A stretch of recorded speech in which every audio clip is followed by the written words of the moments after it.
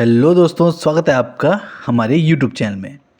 आज दोस्तों मैं आपके लिए जो वीडियो लेके आया हूँ, इसमें हम वास्तुशास्त्र के कुछ मेन पॉइंट्स को देखेंगे। आज दोस्तों हम सारा का सारा यहाँ पर वास्तुशास्त्र का आपको सार बताने वाले हैं। सबसे पहले दोस्तों हमने यहाँ पर एक प्लॉट लिया है जिसे हमने 30x30 फीट का माना है। तो ये टोटल हो गया हमारा 900 स्क्वायर फीट। अगर हम इसे गज में चेंज करना चाहें दोस्तों तो 9 से अगर इसे डिवाइड किया जाए तो हमारा 100 गज या फिर 100 स्क्वायर यार्ड भी इसे कह सकते हैं। इस तरीके से देखते हैं दोस्तों, 30 फीट तो दोस्तों इसकी विड्थ रहेगी और 30 फीट ही इसकी ये डेप्थ भी रहेगी। ये प्लॉट दोस्तों हमारा एक स्क्वायर प्लॉट रहेगा। इसका दोस्तों वास्तुशास्त्र देखने के लिए हमें सबसे पहले इसको 9 भागों में डिवाइड करने की ज़रूरत होती है। जितनी दोस्तों इसकी लेंथ है इसको हम बराबर 3 हिस्सों में डिवाइड करेंगे और जितनी इसकी विड्थ है उसे भी हम बराबर 3 हिस्सों में डिवाइड करेंगे। तो हमारे पास यहाँ पर 9 बॉक्स आ जाते हैं। 1 2 3 4 5 6 7 8 और 9। ये जो हमारा प्लॉट है दोस्तों ये हमारा ईस्ट फेसिंग का है। नॉर्थ 0 डिग्री हमारा यहाँ पर आएगा, ईस्ट 90 डिग्री यहाँ पर आएगा और ईस्ट के अपोजिट में आएगा दोस्तों वेस्ट 270 डिग्री और यहाँ पर आ जाएगा दोस्तों हमारा साउथ 180 डिग्री।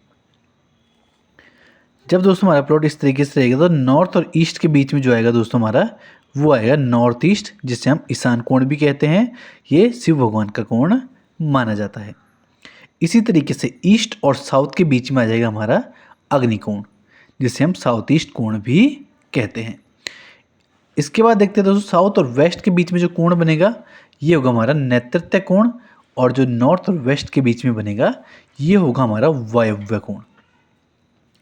इस तरीके से दोस्तों 4 तो हमारे पास दिशाएं हो गई, ईस्ट वेस्ट साउथ और नॉर्थ, और अग्निकोण, ईशान कोण, वायव्य कोण और नैऋत्य कोण, 4 हमारे पास कोण हो गए। टोटल अगर माना जाए दोस्तों तो हम इससे 8 दिशाएं भी मान सकते हैं। और 9वां होगा दोस्तों हमारा मध्य स्थान, जिसे हम ब्रह्म स्थान भी कहते हैं। जैसा कि दोस्तों इस बात से हम सभी जानते हैं कि पंच तत्वों को संतुलित करने को ही वास्तुशास्त्र कहा जाता है। अब इन पंच तत्वों को हम देखेंगे कि वास्तुशास्त्र के अनुसार ये किन दिशाओं में रहते हैं, किस दिशाओं में ये इन्हें रखा जाता है। सबसे पहले दोस्तों ईशान कोण की बात करें तो यहाँ पर जल तत्व का वास रहता है। उसके बाद दोस्तों अग्निकोण की बात करें तो यहाँ पर जो कि हमारा साउथ ईस्ट का होता है यहाँ पर अग्नि तत्व का वास रहता है। इसके अलावा दोस्तों नैऋत्य कोण की बात करें तो यहाँ पर भूमि तत्व का वास रहता है और वायव्य कोण की बात करें तो यहाँ पर वायु तत्व का वास रहता है। ये दोस्तों हमारे चारों कोणों में 4 तत्व आ जाते हैं और मध्य के स्थान में जो कि हमारा ब्रह्म स्थान होता है यहाँ पर हमारा आकाश तत्व रहता है। इस तरीके से हमारे 5 तत्व होते हैं और इन्हें संतुलित करना ही हमारा वास्तुशास्त्र कहलाता है। अब देखते हैं दोस्तों हमें किस कोण में हमें क्या चीज़ बनानी चाहिए जिससे कि हमारा वास्तुशास्त्र संतुलित होता है। इससे पहले दोस्तों हम जान लेंगे कि जो वास्तुशास्त्र में जो वास्तु पुरुष हमारे घर में विराजमान होते हैं उनका जो सिर होता है वो ईशान कोण में रहता है और उनके दोस्तों दोनों पैर होते हैं, उनकी एड़ी और अंगूठे का जो क्षेत्र होता है वो नैऋत्य कोण में रहता है। इसी तरीके से दोस्तों वायव्य कोण में उनके हाथ और पैर की कोहनियां रहती हैं और अग्निकोण में भी उनके हाथ और पैर की कोहनी रहती है। तो इस तरीके से दोस्तों हम जब हमने वास्तुशास्त्र को इस तरीके से समझ लिया है तो हम इसमें कुछ चीज़ों को खुद ही एज्यूम कर सकते हैं कि हमारे कौन से कोने में क्या चीज़ बनानी चाहिए। इसके अलावा दोस्तों मध्य के स्थान में उनकी नाभि रहती है जिसे हम ब्रह्म स्थान भी कहते हैं। अब देखते हैं दोस्तों जैसे कि हमने ईशान कोण में बताया कि वास्तु पुरुष का सिर रहता है, तो इसमें दोस्तों हम इस चीज़ को आसानी से समझ सकते हैं कि जो सिर का स्थान होता है दोस्तों वहाँ पर हम कभी भी टॉयलेट या बाथरूम नहीं बना सकते हैं। तो हमें दोस्तों जब भी टॉयलेट बाथरूम बनाना है तो हमें उसके लिए ईशान कोण से बचने की ज़रूरत रहती है। इसके बाद आते हैं दोस्तों हम साउथ ईस्ट अग्निकोण में। जब जहाँ पर दोस्तों टॉयलेट और बाथरूम बनेगा वहाँ पर पानी का ज़्यादा इस्तेमाल किया जाएगा, और पानी का ज़्यादा इस्तेमाल किया जाएगा दोस्तों तो अग्निकोण का पूर्णतः विरोधी रहेगा। इसलिए दोस्तों अग्निकोण में भी बाथरूम और टॉयलेट नहीं बनाया जा सकता है। इसके अलावा दोस्तों घर का जो मध्य का स्थान होता है ये बहुत ही ज़्यादा पवित्र स्थान होता है, तो इस स्थान में भी टॉयलेट और बाथरूम नहीं दे सकते हैं। तो दोस्तों अगर हम देखें तो टॉयलेट और बाथरूम हम मैक्सिमम एक एंगल में, सबसे ज़्यादा फ्लेक्सिबल एंगल होता है जो हमारा, वहाँ पर दे सकते हैं, जो कि होता है हमारा वायव्य कोण। इस कोण में दोस्तों वायु का संचरण बहुत ही ज़्यादा अच्छा होता है, इसलिए हम यहाँ पर टॉयलेट और बाथरूम बना सकते हैं। इसके अलावा नॉर्थ वेस्ट के कोण से थोड़ा ऊपर आकर नॉर्थ वेस्ट में भी टॉयलेट बाथरूम बनाया जा सकता है, और यहाँ से आगे बढ़ के नॉर्थ वेस्ट या फिर कंप्लीट वेस्ट में भी टॉयलेट या बाथरूम बनाया जा सकता है। इसके अलावा दोस्तों कंप्लीट साउथ में भी टॉयलेट या बाथरूम दिया जा सकता है। तो सबसे मेन दोस्तों जिससे कि हमारा हमेशा वास्तु कई बार देखा जाता है गलत हो जाता है, उसमें दोस्तों हमारा टॉयलेट बाथरूम बहुत ही ज़्यादा इंपॉर्टेंट रहता है। अगर वो गलत स्थान में बनाया जाए तो हमारे घर का पूरा वास्तु गलत हो जाएगा। इसके बाद दोस्तों दूसरी सबसे इम्पोर्टेंट चीज़ होती है हमारा किचन। जब भी किचन बनाया जाए तो इस बात का विशेष ध्यान रखा जाए कि किचन को अग्निकोण में हमें देना चाहिए।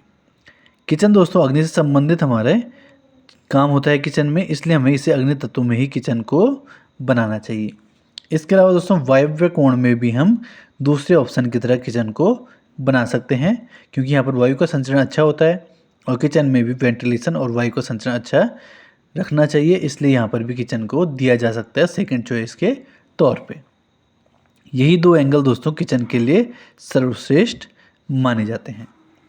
ईशान कोण में कभी भी किचन नहीं दिया जा सकता है, क्योंकि यहाँ पर जल तत्व का वास होता है।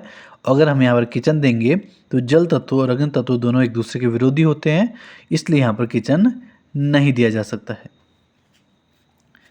आगे बढ़ते हैं दोस्तों, तीसरे नंबर पे आता है हमारा मंदिर, जो कि घर में बहुत ही ज़्यादा मुख्य स्थान रखता है। जब भी दोस्तों मंदिर बनाएं तो उसके लिए कुछ दिशाएं बहुत ही ज़्यादा अच्छी रहती हैं। सबसे अच्छी दिशा दोस्तों उसके लिए ईशान कोण होता है, जो कि शिव भगवान का कोण भी माना जाता है। यहाँ पर मंदिर आसानी से बनाया जा सकता है। इसके अलावा दोस्तों कंप्लीट ईस्ट की डायरेक्शन में मंदिर को बनाया जा सकता है। और तीसरी जगह दोस्तों हमारी नॉर्थ होती है, जो कि कुबेर भगवान की दिशा होती है। यहाँ पर भी मंदिर को बनाया जा सकता है। इसके अलावा दोस्तों घर के मध्य के स्थान में, जहाँ पर हमारा ब्रह्म स्थान है, यहाँ पर भी मंदिर को बनाया जा सकता है। आगे बढ़ते हैं दोस्तों, अभी तक हमने बात की है टॉयलेट, किचन और मंदिर की। इसके अलावा दोस्तों जो वास्तु में सबसे इम्पोर्टेंट होता है, वास्तु में देखा जाता है, वो होता है घर का मेन गेट।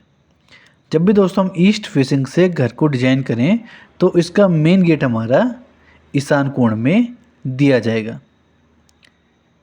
अगर दोस्तों हम ईशान कोण में इसका गेट नहीं दे सकते हैं तो हमारे पास दूसरी चॉइस के लिए कंप्लीट ईस्ट में इसका गेट दिया जा सकता है।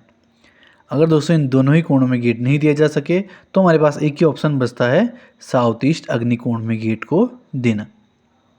ये तो दोस्तों ईस्ट फेसिंग से घर बनाते हैं तो उसकी बात है। अगर हम नॉर्थ फेसिंग से घर बनाते हैं तो सबसे पहली चॉइस दोस्तों हमारा नॉर्थ ईस्ट ईशान कोण ही गेट के लिए बनेगा, और सेकंड पे दोस्तों हमारा कंप्लीट नॉर्थ, और थर्ड नंबर पे हमारा नॉर्थ वेस्ट वायव्य कोण रहेगा। इसी तरीके से दोस्तों वेस्ट फेसिंग से अगर घर बनाया जाए तो मेन गेट हमारा नॉर्थ वेस्ट एंगल पे आएगा, और अगर इसमें ना बनाया जाए तो सेकंड चॉइस के तौर पे वेस्ट, और दोस्तों नॉर्थ वेस्ट साउथ वेस्ट में हमें गेट देने से बचना चाहिए, यहाँ वहाँ पर गेट नहीं देना चाहिए। अगर हम साउथ फेसिंग से घर बनाते हैं तो हमें गेट को साउथ और साउथ ईस्ट के बीच में देने की ज़रूरत रहती है। अगर यहाँ पर गेट नहीं दे पाते हैं तो इसे कंप्लीट साउथ या फिर साउथ ईस्ट में दे सकते हैं। साउथ वेस्ट में फिर भी हमें गेट देने से बचना चाहिए।